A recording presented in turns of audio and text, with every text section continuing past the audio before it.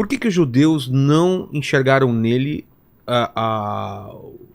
o Salvador, sendo que tinha todas essas profecias antes? Porque ele tinha que morrer. Ele tinha que morrer. Se ele não morresse, não tinha salvação. Muita gente não entende isso. A culpa não foi dos judeus. Estava na eternidade. Ele tinha que morrer. Ele veio para morrer. Tanto é que quando ele começou a falar da morte dele, Pedro falou, não, senhor, de jeito nenhum. Nós não vamos deixar o senhor morrer. Olha que no momento anterior, Jesus perguntou, o que dizem os homens que eu sou? Aí, eles falaram, uns dizem que é Elias, outro João Batista, um dos profetas. Tudo bem, mas e vocês? O que vocês dizem? Eles ficaram quietos. Pedro falou, tu és o Cristo, o Filho do Deus vivo. Tu és o Messias, o Mashiach. Jesus falou, não falou uau, né? Aqui é uma palavra assim, eu acho que ele falou uau. Ele falou, Pedro. Falou, mandou bem, Pedrão! Mandou bem, aí, Pedrão! Não foi a carne nem o sangue que te revelaram. Foi meu Pai que está nos céus. Na mesma conversa, ele começou a falar, eu tenho que ir para Jerusalém. E lá em Jerusalém o Filho do Homem vai ser entregue para os sacerdotes, para os homens, e ele vai morrer. Aí Pedro começou a repreender ele. Não, de jeito nenhum, nós não vamos deixar, não sei o que lá. Jesus falou, arreda de mim, Satanás. Isso é pesado, né? Por que ele falou isso? Porque era o próprio diabo soprando. Tava falando... Por quê? Porque a morte de Jesus foi para a razão pela qual ele veio. Ele disse, é para essa hora que eu vim, para morrer, meu querido. E olha, não só a morte de Jesus foi profetizada, como tudo foi milimetricamente planejado. Por exemplo, Jesus morre na Páscoa. Foi à toa? Vou te dar um detalhe. Na festa da Páscoa, no mês de Nisan, que é entre março e abril, no 10º dia, o pai de família ia lá para o seu rebanho, se ele tivesse um rebanho, senão ele tinha que comprar. Ele pegava um cordeiro de um ano. Era um cordeirinho ainda. Trazia para dentro de casa. E ficava do 10º dia até o 14º dia dentro de casa. No 14º dia, ele matava o cordeiro. Agora, por que ele ficava 4 dias com aquele cordeirinho? Porque ele tinha que examinar o cordeiro. Ele tinha que ver se o cordeirinho tinha alguma quebradura, se tinha algum problema de pele. Tinha que ser perfeito. Agora, detalhe. Jesus chegou em Jerusalém no 10º dia do mês da Páscoa. E ficou do 10º dia até o 14º dia sendo examinado pelas autoridades. Caramba, tinha essa relação então. Perfeita. Ele morreu no dia da Páscoa, porque ele era o Cordeiro Pascal. Você entendeu? Não foi à toa. Detalhe, às 9 da manhã era a hora do sacrifício matinal. O sacerdote pegava o cordeiro, amarrava o cordeiro e levava ele para o altar e deixava ele no altar. Altar, lá no templo era um altar grande, tinha que subir, né, uma rampa, e deixava o cordeiro lá amarrado. Às 9 horas da manhã, Jesus estava sendo crucificado. Às 3 horas, o sacerdote ia lá e degolava. Às 3 horas da tarde, Jesus morreu. Foi o último suspiro. Mas tudo foi milimetricamente decidido. Você já ouviu falar, por exemplo, você sabe por que Jesus passou por aquele martírio, por que ele ficou lá na Fortaleza Antônia, no pretório, e os soldados ridicularizando ele? Já ouviu falar disso? Já, ou não? mas por quê? Havia uma festa dos romanos chamada Saturnália. Já ouviu falar o que é isso?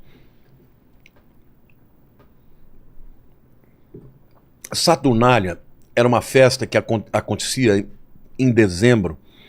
Saturno, na mitologia grega, é o pai dos deuses do Olimpo, do Júpiter, né? Ou do Zeus, que é o mesmo deus com nomes diferentes, nome romano e nome grego, do Netuno, é o deus dos mares, e o Plutão, que é o Hades, que é o deus do inferno.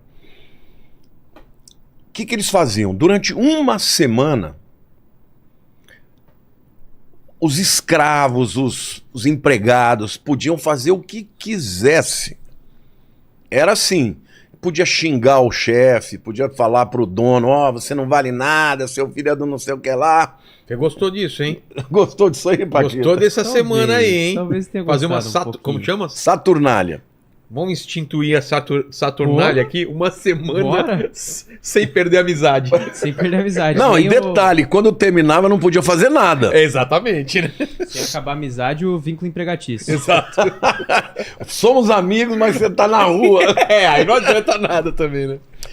Bom, detalhe, eles pegavam, de todos os escravos, eles pegavam um escravo condenado e fazia com que esse cara, durante a semana inteira, passasse como rei. Ah, é? Então, primeiro, eles faziam um tabuleiro numa rua principal lá, o soldado pegava a espada, desenhava o tabuleiro, e aí eles ficavam jogando. Tipo, jogando dado mesmo, Sim, alguma coisa do tipo. E onde fosse andando, o camarada tinha que seguir andando.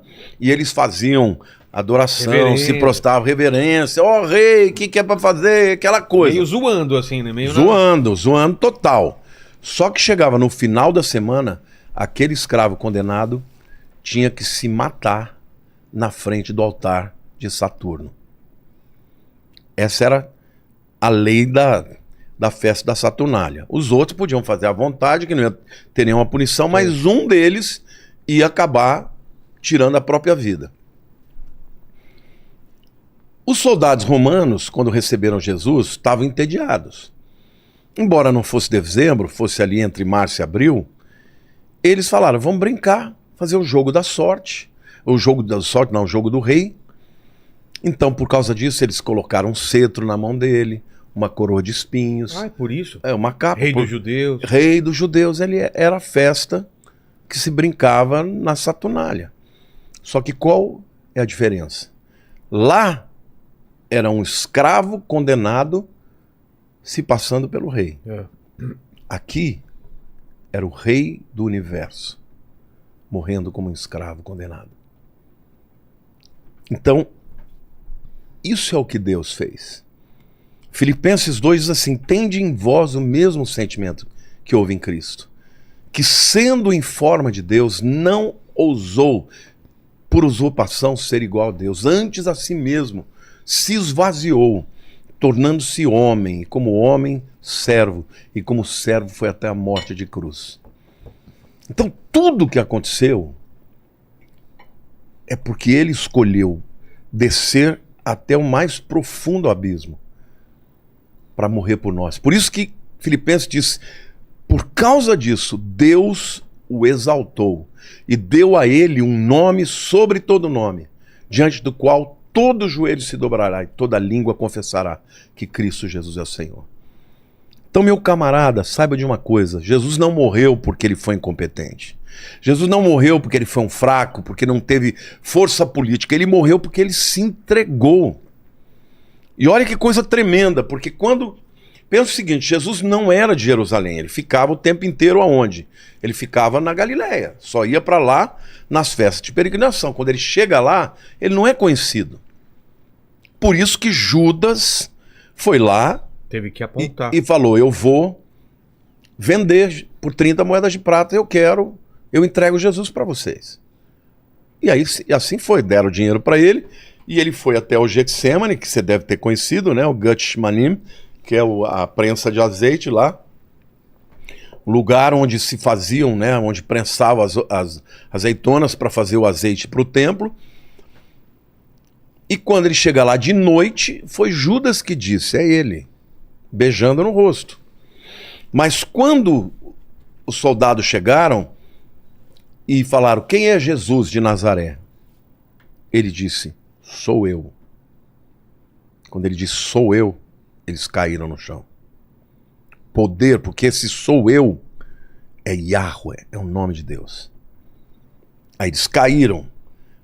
Aí ele disse: ninguém toma minha vida, eu voluntariamente a dou.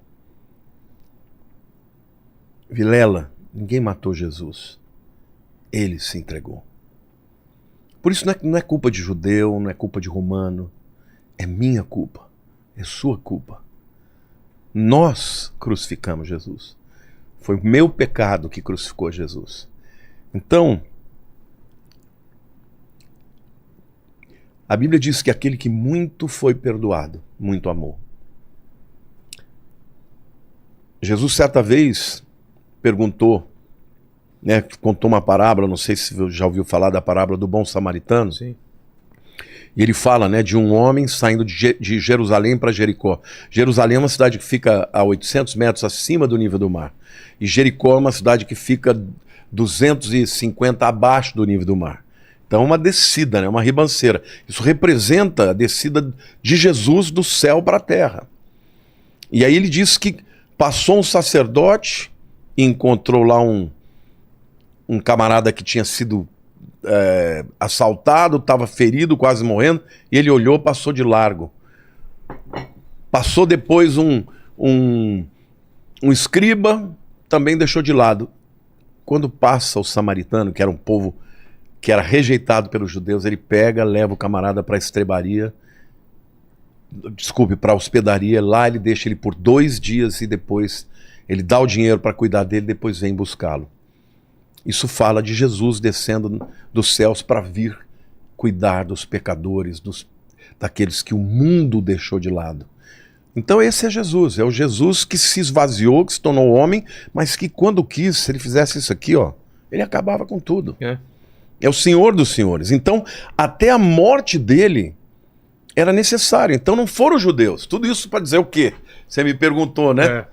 Por que os judeus não receberam? Porque eles não podiam receber. Se eles tivessem recebido e tornado Jesus o rei deles, tudo bem. E aí? Quem que vai perdoar os pecados deles? Sem derramamento de sangue não tem remissão de pecados. E a Bíblia diz que o sangue de animais não perdoa pecados. Mas no passado perdoava? Cobria. Como assim cobria? Cobria. A palavra Kippur, agora nós estamos a poucos dias do Yom Kippur, é cobrir.